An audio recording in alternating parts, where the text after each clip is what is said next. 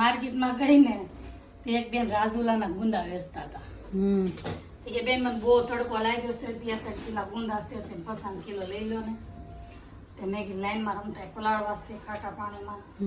અત્યારે ગુંદા પલાળીશ ખાટા પાણીમાં. આ ખાટું પાણી રાખ્યું છે, પછી આમાં નાખીશ, પછી 20 દિવસ પછી આ ગુંદા પલળી રહે, પછી એનો હવેશ કરીને પછી એનો આથણું બનાવવાનું. 1 વર્ષ આથણું સારું રહે, 1 વર્ષ સુધી કાંઈ ન થાય આથણા. ગુંદા ને બોવણીઓ ભરી લીધી છે. એમાં ખાટું પાણી રેડું છું.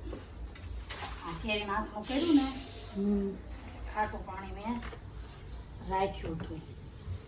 તો ખાટું પાણી રેડી દેવાનું, પછી આને 20 દિવસ સુધી રહેવા દેવાનું. 20-15 દિવસ, આખું વર્ષ રહેવા દો ને તો આમ કાંઈ ન થાય. આમાંથી કાઢી કાઢીને હાથનું કર્યા કરવાનું.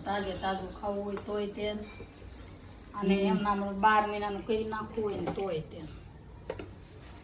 પછી આને આખું વર્ષ સારું રહે હાથનું. આમ ગુંદાય સારા રહે.